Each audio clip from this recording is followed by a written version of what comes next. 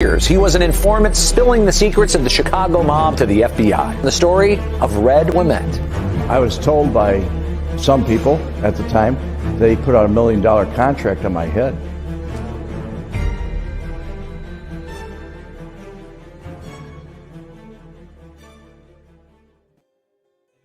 Hello, everyone. This is Red Wement, and I'm wishing you a Merry Christmas on December 21st, 2022. And I have Adam here with me. Adam, how you doing, buddy? Merry Christmas, Red. And here we are. How's it going today? It's going okay. We just finished the show. I thought it was great. I really did. Oh. Yeah, that was a fun episode we did on Mob Vlog. So we are here today to read your book. Number 7.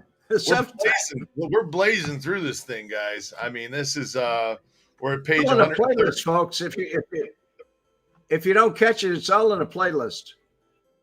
Yes, there is a playlist. You can watch through them, start in the beginning, listen through the whole thing if you'd like. And then you don't have to buy Red's book. Good point. They'll still buy your book. You know why? Because they want to get it autographed. They want to get it autographed. I heard a different story than you did. Two people told me different story. I'm not going there. Okay. So where were we on last that we were talking here? What was going on? Let me see. Equipment. Even remarked that the mob treated me better than they did. Scott stopped by with a few video recorders. Oh, the FBI, you guys were installing everything. I get a new roommate. Frank, this is when I yanked the wires tossed them under the chair. Frank returned to his seat, none the wiser. That's right when the microphone fell by Frank, the German Schweiss. Yeah. It was on the back, like down here, and fell down. Oh, all right. So that's why Scott Jennings, FBI. They don't mess anything up. The next chapter is called A Bit of History About Frank Schweiss. So I thought I get a new roommate. No, that's the. Okay, go ahead. Yeah, we did a change in plans, dealing with a corrupt officer. Yeah, we did all that. Where are you at? We're on page 133, Red. Wow, all the way there. Yeah, we're blazing through this thing. Leanne, rolling along. I've listened every time you read the book, but I still want to buy the book. See? There you go, Red. They still want to get the book. So, all right, let's do this. John Apollo. Here we go. A bit of history about Frank Schweiss. Now, this guy was one real piece of work. I first met him at American Bonding at 1010 South State Street way back in 1970. The place was right across from the Chicago Police Headquarters at 11th and State. The American Bonding building itself was connected to a restaurant called Mr. Pat's. I was with Kurt Hansen, my original outfit acquaintance at the time. Among the people that hung out and had an office there were Joey Lombardo, Irv Weiner, and most of the Grand Avenue crew. Tony Spilatro was out west in Las Vegas with his brother, Michael, and the rest of his crew. Frank didn't have a crew because he didn't need one, with the exception of an occasional burglary crew that he would briefly assemble as jobs required, but they were in Hollywood, Florida. Frank did have a number of jobs that he did with Wayne Bach, a former football center for the Chicago Cardinals, which later became the St. Louis Cardinals. Oh, the Chicago Cardinals became the St. Louis Cardinals? Yeah, George Halas had to sell one of his teams because he had the Chicago Bears and the St. Louis Cardinal, or the Chicago Cardinals. One was at Soldiers Field, and I think they alternated there. I wasn't alive at that time. Papa Bear Halas. Yep, that was it. I remember that from the Super Bowl shuffle. All right. Frank would also sometimes have a crime boss call him at his home on the beach in Hollywood, Florida, to solicit his help. Whatever problem they would have Whatever problem they had would get resolved once Frank got involved. That usually meant that the person at the center of things would end up dead or disappear, never to be seen again. It was a simple matter. Frank murdered anyone, and I do mean anyone, he was told to, or had asked for permission from the Chicago bosses to take out, if the hit happened to be of his own volition. He literally was the hitman that other hitmen feared. That's a fact. Jesus. One thing that I know from my time in dealing with underworld criminals is that you never ask them how they got involved with the profession. Many of the mafiosos were born into crime families with long-standing traditions of disregarding the law, while other people had a knack for running with the wrong type of crowds and ended up in there because they were very talented in some area that the outfit could exploit. Frank fell into the latter categorization. He was an excellent burglar, a highly skilled alleged assassin. I say this because he must have been, because he never got caught. As I heard from one of his associates, Frank began pulling off burglaries and jewelry heists at a very young age. In his very early 20s, he and another thief were chased by some street cops. Frank had a gun and fired at the pursuers, letting them know he was not messing around. He was unafraid of the consequences if anyone apprehended him while he tried to use lethal force against an officer. Many experts will concur that you don't develop an attitude like that overnight. It is safe to assume he had many unsavory experiences with the law prior to that night's volley of bullets. Frank followed the path that so many of his criminal colleagues did. Anytime he was charged with a crime, he appeared before a judge and had this, his first time offense, expunged so that it wouldn't hurt his permanent record as a private citizen. He had repeated that process so many times, I know for a fact that he, the judges, and his lawyers had all become regular associates. Frank learned to eliminate anyone who would oppose his agenda or get in the way of his pursuits. He had a genuine disrespect towards legal authority figures, and he frequently challenged them anytime he came into direct conflict with them. I've spoken to dozens of officers and agents over the years, and anyone who had a run-in with Frank knew that he was a very dangerous man. You had to bring your best game to work with you if you were dealing with him, and mean what you were asking if you gave him an order. If not, Frank would exploit your weakness, and he would have the advantage, and you could very literally wind up dead. I had developed a few rules that I followed whenever I dealt with him in order to keep myself safe.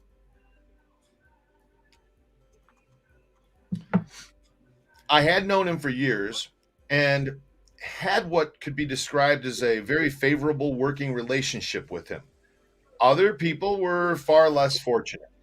Many of the public don't have any idea regarding all of the murders that Frank was involved in. Let me give you a brief rundown of those that bear mentioning, realizing, of course, that there are many that I'm sure I have no knowledge regarding. I am detailing these to you because you need to know more of what this convicted criminal was so feared and respected for what he allegedly did, as he is a major focal point of my own story. In 1962, Frank and Tony, the Aunt Spilatro, were connected with the death of Marilyn Monroe, as detailed in the Milo Spiraglio book, Crypt 33. Milo Spiraglio. Spiraglio? Spiraglio. S-P-A, Spiraglio. Spiraglio. Briglio. L-I-O. Briglio. Spiriglio. Milo. All right. Frank's then girlfriend, Eugenia Pappas, was reported to have heard of the murder straight from Frank. When his boss, Milwaukee Phil Aldericio heard of his loose lips, Frank was ordered to dispose of her, so there'd be no chance of the details leaking to anyone. She was last seen in Frank's car before her body was found the following morning. She was shot in the chest and had unceremoniously been dumped into the Chicago River. Her murder remains an unsolved case for the Chicago police, but only because of a lack of physical evidence. These and other details were outlined in Crypt 33. Anybody that knew Frank better than anyone that knew Frank knew better than to ever lay a hand on his girlfriend. If they had, they would have been severe retaliation, which never happened. The fact alone leads insight into who the guilty party was. Frank learned early on to keep his mouth shut about any hits he did. He was not one to boast of his work itself, only of his reputation for lethal proficiency. He must have trusted me a great deal to openly share the details about the crimes he had committed or planned on committing. He hardly spoke to anyone at all, much less got personal with them. Frank has been tied to prominent murders as the alleged assassin of several outfit members, including the 1973 slaying of fellow mob enforcer Mad Sam DiStefano, the December of 1973 murder of one-time Chicago area police officer Richard Kane, who had been on the take for years and was close personal associate of Sam Giancana and had interrogated Frank regarding the murder of Eugenia Pappas, the 1975 murder of underworld boss and proclaimed consultant for the mob's side of the Kennedy assassination, Giancana. Funny, speak of the devil, huh? Yeah. Okay. He was a devil, man. The September 1976 murder of Paul Gonski, a competitor of Pat Ricciardi, Schweiss's partner at the Admiral Theater. The 1976 murder of Johnny Roselli, whose body was found in a 55-gallon fuel drum that washed ashore near the Biscayne Bay. Key Biscayne. What is it? Key Biscayne, Florida. Got it. The 1977 murder of hitman Chucky the typewriter Nicoletti. The 1983 January killing of Alan Dorfman, the mob's finance expert that ran the Teamsters pension fund. The winter of 1985 murder of Charles Chucky English. The summer of 1986 murders of Anthony and Michael Spilatro. And as he has told me on videotape, the 1987 hit on Don Arno. Don Arno. Don Arno? Yes. Okay, Arno. Many of these men were trusted and personal associates of Frank, but he was never a man to back down from coordinating or personally performing a difficult hit. Frank could certainly perform orders he was given without a second thought or any hesitation. I was stupefied by how a man could murder so many people without even being tried or convicted. It was said to me that he was protected by the CIA after the alleged success in the murder of Marilyn Monroe. One agent told me he was protected by the, quote, the Prince on High. I had a hard time speculating on what that meant. What the hell does that mean? The Prince on High, they were referring to the CIA or the deep state government. Okay. The organization. The FBI agents had told me that. Okay. The organization and line of command within the outfit paralleled a lot of aspects of the U.S. Armed Forces. Anyone who had a history of actual combat during wartime seemed to merit a higher position within their ranks right from the start. I know that my training in the Marine Corps certainly opened a lot of doors for me that would have remained closed for other people who lacked that skill and experience that a veteran like myself had acquired from their service to our country. Learning to follow orders and respect of the chain of command are essential in the mob operations, just as they are in the military. All right, Louis takes charge. Phil Amato had been my collector for many years.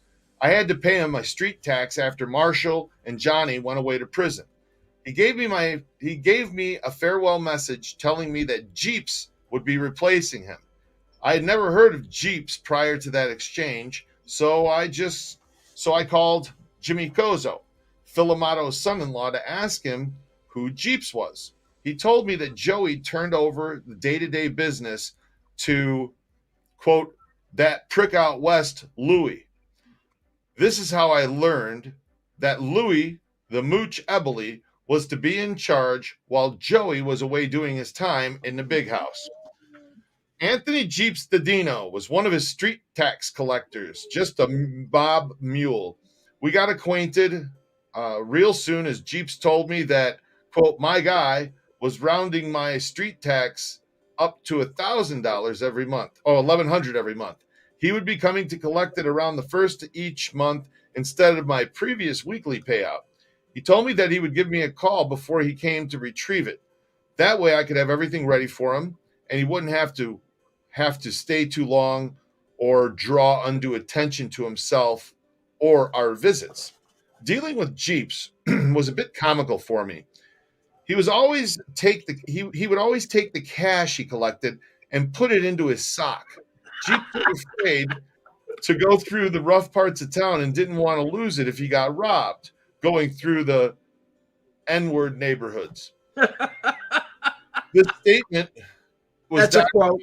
That's a quote from him. It's a quote from him, all right? So it's what it says. This statement was documented in the court during the family secrets trial.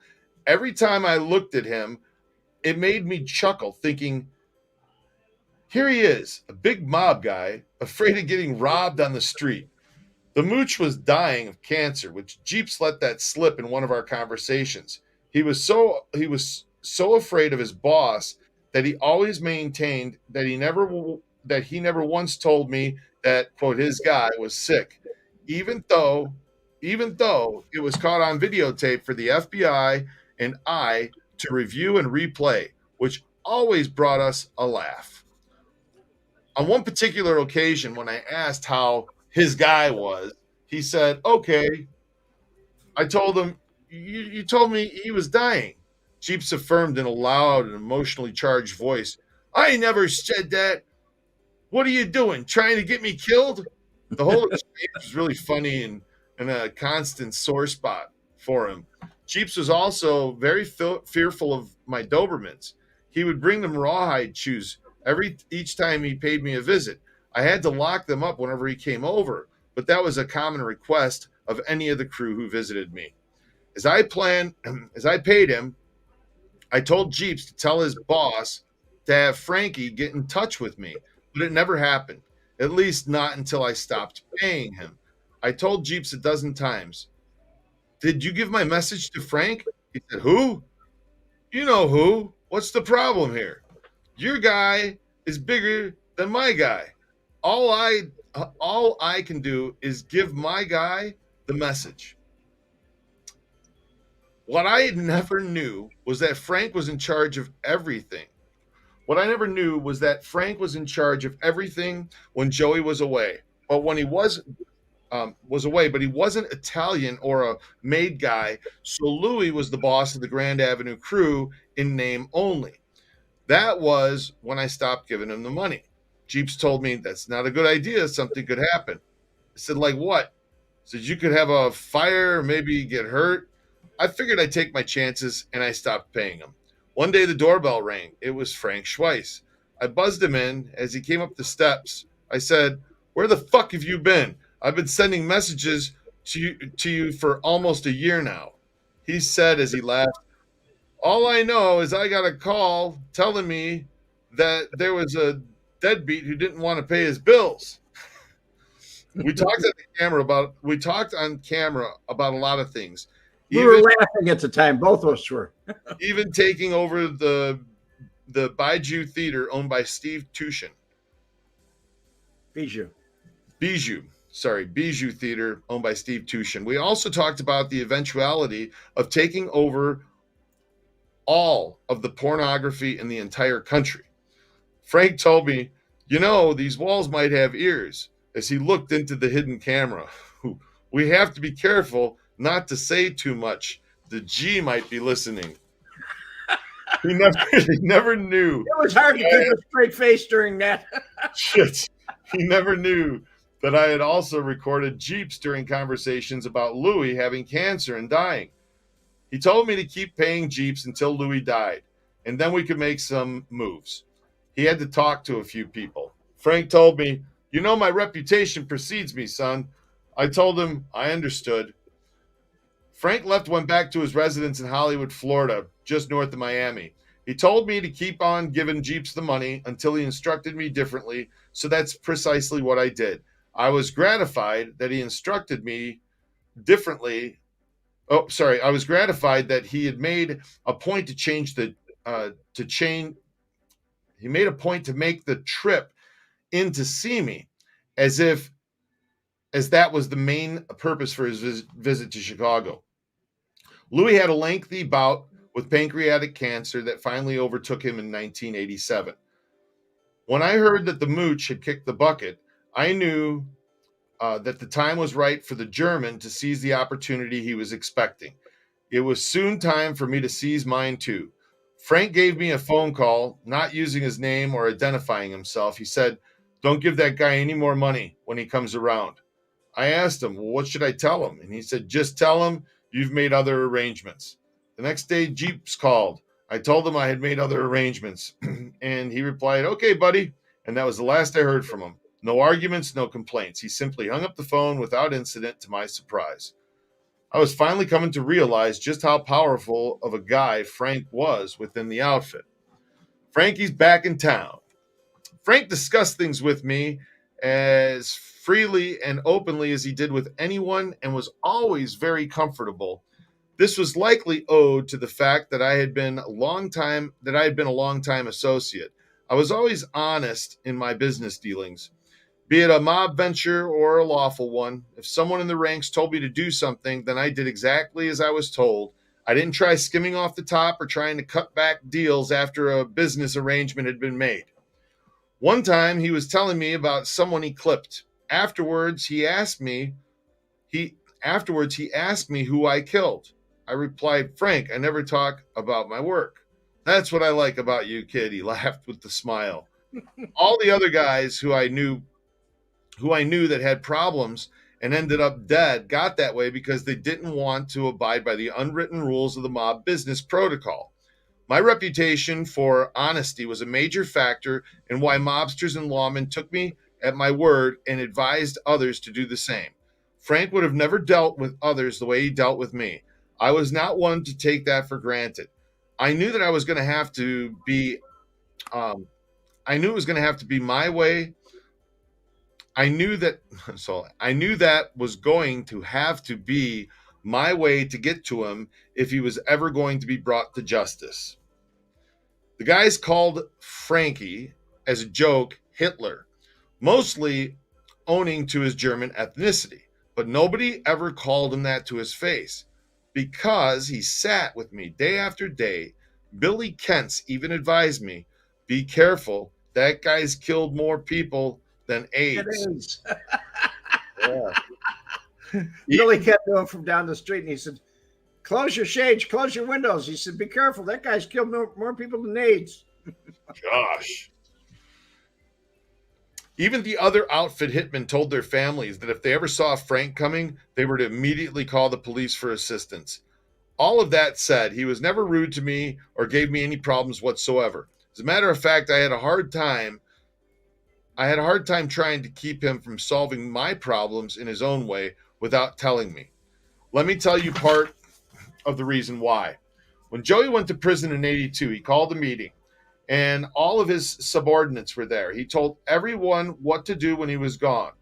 One of the many things he said in that meeting was, "Frank, you take care of that kid," as he pointed to me. I don't want him to have any problems while I'm gone. For Joey to tell Frank to take care of someone was not normal, unless it was to murder him. Frank simply nodded his head and said, I understand. I've already made mention that exchange, but it was such a big deal and surprise to me that I think it bears repeating. After all, Frank did a few things for several of the New York mob families too, on his own spare time, so to speak. Joey was the street boss, and Frank clearly took orders from him. The result of Joey's request was given. Whenever I reached out for Frank through my connections and told him that I wanted to see him, he flew back into town or drove out over to make a special house visit. That was the kind of respect and loyalty that was typical of the mob in those years, something that Frank and several others of the old guard prided themselves in. Despite my obvious disapproval of many of the crimes they committed, I have to commend some of the guys for knowing how to take orders and show loyalty to their ranking officers. Frank Schweiss came back into town for Louis' funeral to take care of some of his own business. He paid me a visit and told me, I don't come out of this woodwork for just anybody. That's when he explained to me that Joey left Louis in charge of the day-to-day business, but that he was the real boss. Louis was just his partner, sending his cut of the money to Florida. He also told me that he would be sending another guy around to make the pickups. I asked him what happened to Jeeps, and he laughingly said, I think he's going to open up a hot dog stand in Alaska. He did.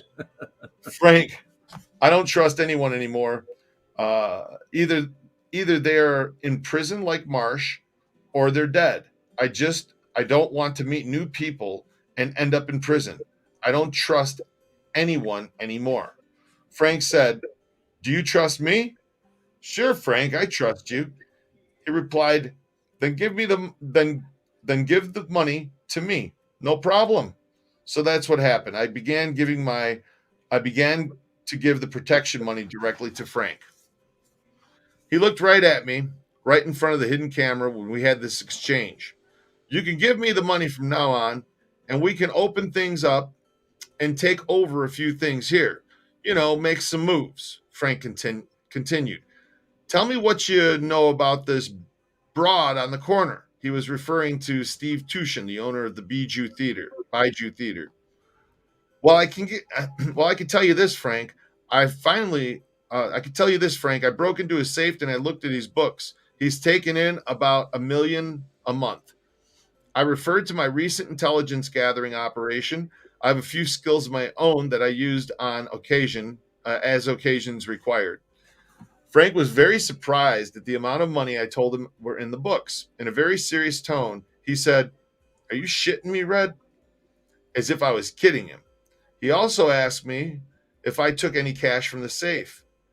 He reiterated, now that was your idea to do the mail order bit, and he stole it from you, right? Yes, Frank, that was my idea. And he's with Pat Riccardi, who was running, is that right, Riccardi? Ricciardi. Ricciardi was running the Admiral Theater on Lawrence Avenue. He was supposed to be turning that money in, and we never saw a dime from that mail order end of the business. He confirmed things again. You're sure you're right, Red? I don't want to make any mistakes when I go in with this. This is your idea. I don't want to go in and make a fool out of myself when I got to go see somebody about it.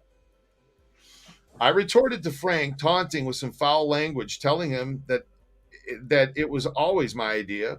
It was my dream. And this guy moved in and had too much money backing him up. Frank mumbled, Pat's been rat-holing all that money all this time. That's when Frank told me I own the Admiral Theater and the Newberry Theater too. I built it. Okay, I'll tell you what we're going to do. I got to go see this guy, Tushin. I got to grab him off the street. I got to make sure no one else is around when it happens. And what I'm going to do is I'm going to ask him for, And then he wrote down a figure of $1 million on a paper plate and showed it to me. And that's what I'm going to ask him for. I looked at the figure on the paper plate and said, "Don't you think that's too much?" Discussed it with my comment. He said, "What do you think I should ask him for?" I said, "I thought about 10G. Frank got so upset with me that he stood up from the chair. That's not enough. That's not enough for the three of us to go to the Super Bowl. Are you kidding me? Red, you can't even put a fucking roof on your building for that. We got to go, we can always go lower with the rent, but we can't go higher with the rent." Frank was referring to the extortion money he was going to try and collect, speaking in his jargon. This is so familiar to me. I knew what he meant. Frank was really frustrated with me. "If she's only got 500 grand, then we'll take it. We can always go back for the rest in a couple of weeks. We got to give her some time. She may not have that much cash laying around," referring to Stephen Tushin. Why was he calling her a her? Or calling him a her? In genders, same thing happened with Frank Calabrese. They would talk in genders. If they're talking about a guy, they would say, "You know that broad over there? The one with the mustache or whatever." You know, that's the way they would talk about him. Okay. Frank was very frustrated that I looked like I didn't understand what he was saying. He didn't know that it was all part of my act.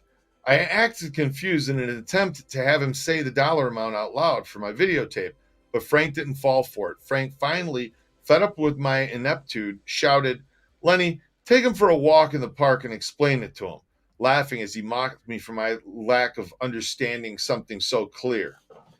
Frank next asked me if I had business interruption insurance, because there might be some debris or bricks or stuff that might fly over and hit my building. Of course, you got to be out of town if that happens, and then we'll just take the building on the corner, referring to the mail order business that Steve Tushin had expanded to the corner building. Frankie said, "This is our deal. We'll kick the bosses their share, but you, me, and Lenny are each getting thirds. That should be about $300,000 each. That should be a good start." We talked some more, and he told me that he had to see Pat Ricciardi. I also knew that if Lenny and I went along with his plan, then it was just a matter of time before we would become expendable. This was simply how Frank worked when his greed and the right opportunity aligned themselves. 3 days later, Pat was found in the trunk of a stolen car. Dead? A smoker, yeah. When I asked Frank about it, he told me, "Red, I put him in the trunk of a smoker for rat holing. Don't you understand?" I reported these facts to the FBI.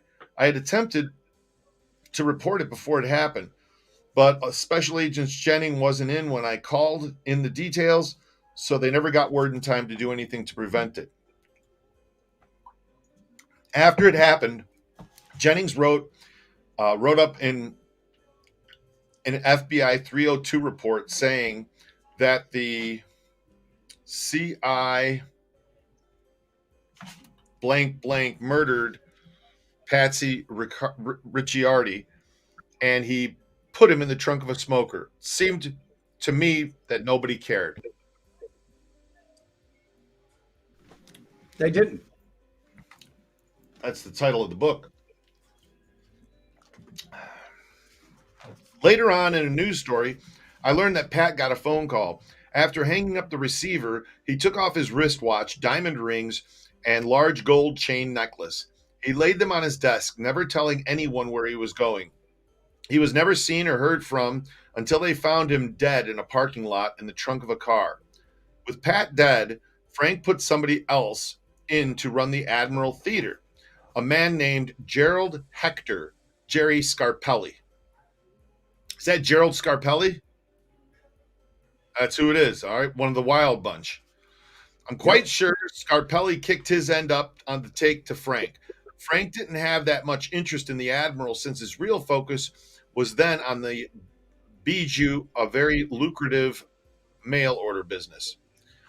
During his regular collection visits, I paid him $1,100 a month, as I did Jeeps, all while I recorded the exchanges on video and audio tape.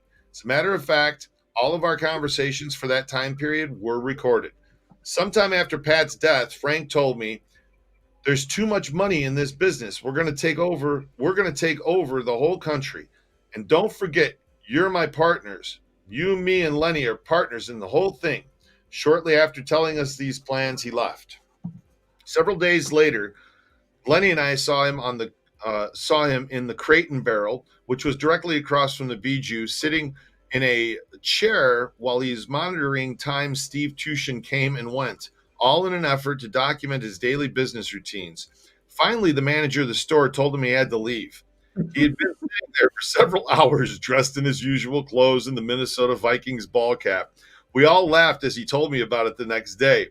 The reason we laughed was all because I had seen him there myself, and his story was redundant. At the time of the events, Frankie was living with his son in DuPage County. He had given me his phone number to reach him, telling me never to call him from my phone, but to have Lenny call him from a payphone down the street.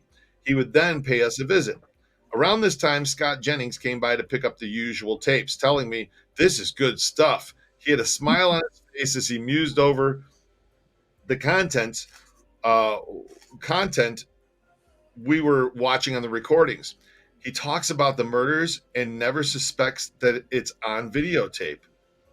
I told Scott, "They're all comfortable talking to me about most things." With that, Scott stared down the back stairs, kind of making fun of me, telling me, "Red, the next thing that you're going to tell me is that you knew who shot Kennedy." He hesitated, 2 stairs down the flight, waiting for me to respond. He stood there patiently expecting me to reply. He knew I was close to Marshall Caifano and so many other prominent mobsters. I just looked at Scott, thinking now, why would he ask me that question? He never got a response from me, so he left without saying anything more. It took me a while to piece the thing together, but I now know that he was put up to asking me that question by one of his superiors. I believe they were hoping I would spill my guts to him about information the outfit guys had leaked to me and their direct involvement in the assassination of our former president. After all, Marshall Caifano was there in Dallas on that fateful day in 1963. He had talked to me about other outfit guys who were there too. It's safe to say they never did tell me anything about the Kennedy assassination. We will have to leave it at that for now. All right. The demise of Kurt. Demise of Kurt. We're back to Kurt Hansen.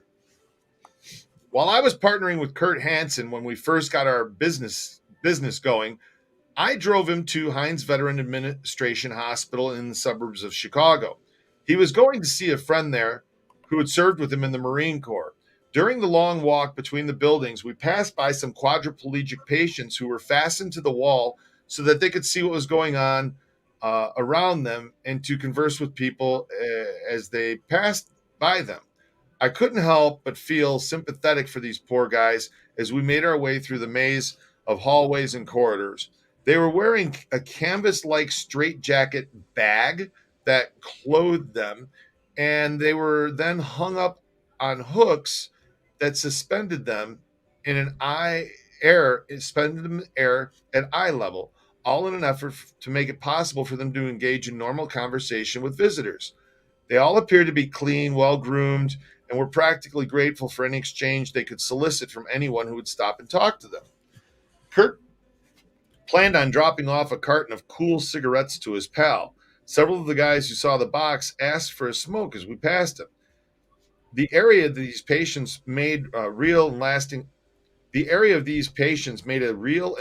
impression on me.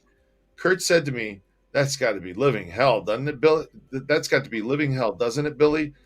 That would be my worst nightmare." I had no idea places like this even existed, and I didn't respond to his musings. This was a real eye-opener for me, as I had never seen or heard anything like it. I was in a bit of shock when I came to terms with how these poor guys fared. I couldn't help but to contrast the instant compassion that I felt for these poor victims of combat. While Kurt He showed no emotion at all, only commented about their fates as though he was a distant observer. He was obviously a very calloused guy. Kurt finished his visit and delivery, so we went back to the other business of the day.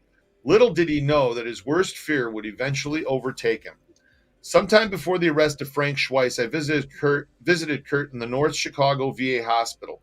He had suffered a brain aneurysm and had required surgery, and now was under the full-time care of the VA. At the time of his surgery, his wife was a woman named Diane. She was in fear for her life. She was in fear for her life and for her entire marriage, as Kurt was a very domineering, abusive, and vicious person who would brutally retaliate if she ever left him. I wanted to make sure that the rumors about his condition were true before I left Chicago for good.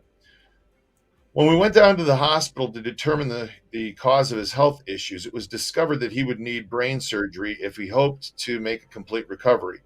Diane called me when she got the news and told me of her concerns since she wasn't sure she should do. She really wanted to get away from Kurt, but she was trapped by her fear of him.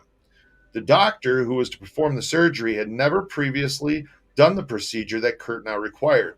She was told the chance of success was about 50-50, but if it didn't work, Kurt would never be the same and likely would never be function normal again. When I learned of those details, I advised Diane to go ahead and approve the surgery since she didn't have anything to lose. Needless to say, the surgery had not gone well for Curtis, and he was never the same. Diane was able to escape his clutches. When I surveyed him in that North Chicago VA hospital, I noticed that both of his legs and one of his arms had been amputated. Only one arm remained fastened to the rest of his body. He had suffered from diabetes and poor circulation in the extremities. That, coupled with his lack of motor skills, made it difficult for him to sit up, walk, or do anything on his own. He was fastened to the wall just like the other guys had seen that fateful few years earlier. His long white hair was all over the place. He was alive, but his mind was long gone. He couldn't recognize anybody. He could speak. About the only thing he could say was, "Yeah." The first thing I asked him was, "Do you recognize me?" "Yeah." I looked around the room and noticed the Christmas cards that was a couple of years old. This told me that nobody's come to visit him in quite some time. The nurses didn't pay much attention to us either because it seemed Kurt was not a patient who expected to make a recovery. I saw that he was eating some oatmeal and asked if he liked it. He said, "Yeah." I could tell he was hardly aware of what was going on around him. So I told him bye as we parted ways. As I left the VA hospital and got in my car, I told Lenny, making light of his condition, "Well, we don't have to worry about him anymore. He's out to lunch." I have to again state that it was more than coincidence that the living hell he had seen others going through was now his own fate. Looking back at his comment while we were at the VA hospital, it was really a poetic justice for a brutal man like him to end up living his worst nightmare. His life is a tragic example of that fact. My other visit. I think we can do this one. My other visit. I made some time to pay a visit to Kenneth Hansen. He had renamed the stables Camelot, but he himself had not changed in any way from his previous demeanor and personality. He was still up to his usual nefarious criminal activities. I suppose I could create a list of things that had come to my attention, but in all seriousness, it would simply take too long to come up with everything he had done. For the record, let me say that it would include the alleged abuse and murder of many runaways who had crossed paths with him over the years, several arsons, and direct involvement in the murder of Helen Brock, the Candy Heiress. That's just to mention crimes that I'm aware of. I'm sorry. That's just to mention crimes that I am aware of, which have no statute of limitations. He was a very bad man in every sense of that description. Kenny was also trying to find ways to swindle others, capitalize on actions that would lead to a profit for himself. He'd gotten away with so many crimes over the years that he became emboldened in his efforts.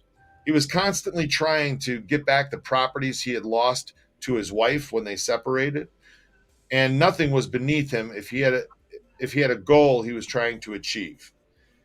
As an illustration of this fact, I can tell you that Kenny had tried to get me to put a very large dosage of LSD into her morning coffee.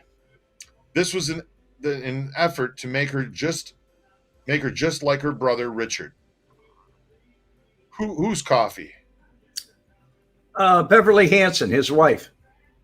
Oh, okay, got it. He wanted to have all the property back. Okay, gotcha. He didn't tell me they never got divorced. They were just separated. Okay.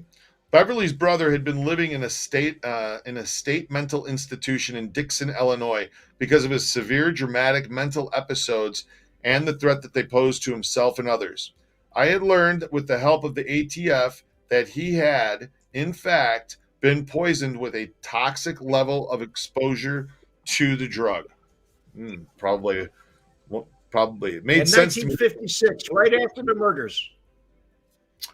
It made sense to me that Kenny was somehow involved, and it was an easy connection to make because of his request to me. He had arranged the overdose only a few months after he committed the murders of the three boys back in 1955.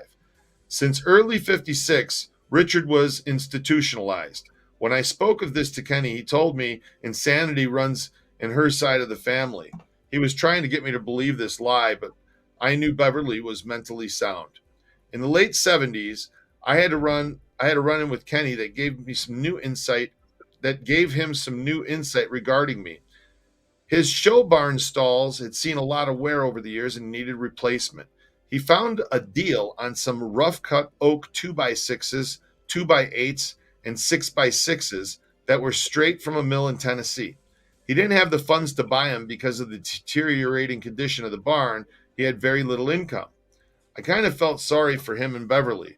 His boys also were impacted by the financial condition, so I reached in my pocket and loaned him $4,500 so he could purchase the needed materials. It wasn't that much money to me at the time, so I acted on my sentimentality. Ken was shocked at my generosity and suggested I buy a piece of his land out front and build a place out there. I agreed. He had a lawyer, Art O'Donnell, draw up an agreement between myself and Beverly. He also he ordered up a survey to partition the land off from their property. When I saw the survey, it was not what we had agreed upon. He had moved the property line over for the entrance to the stables a good 40 feet. By this time, the lumber had arrived from Tennessee. I was disgusted with his deceitfulness and could see that if I continued down this road with him, we would have more problems. I avoided taking his phone calls for several weeks.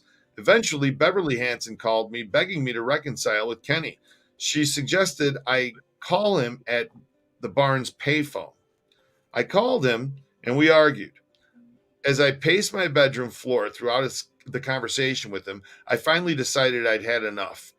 All of the frustration that had built up in my dealings with him over the years caused me to scream into the phone saying, "You look like shit. You live in shit. Your clothes are shit. Everything that comes out of your mouth is shit. As far as I'm concerned, you are shit."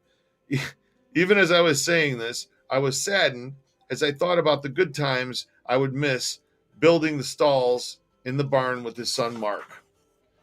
At that point, Kenny said, Willie, when are you going to learn? You never get mad at anybody who owes you money because they'll never pay you. You'll never see a dime. I countered, "Oh, yes, I will." He tried to threaten me. "What do I have to do? Call Vic Spilatro?" I told him, "I don't care who you call." With that, I hung up the phone. About an hour later, I drove to Grand and Ogden to meet with some of the outfit guys, asking them if personal problems were treated the same way as business. I recounted the conversation between Ken Hansen and myself. Several people offered to buy the loan and put him on juice, taking me at my word. I was told that Vic would have to get permission to get involved, and that would never happen. I returned home the next day. I called the stables. Beverly answered the phone and was glad I called. She gave the phone to Kenny saying, "What do you?" And he said, "What do you want?" I told him that I wanted my money. "We already discussed this," he said. "Yeah, well, so did I." I then proceeded to explain my visit to Grand and Ogden.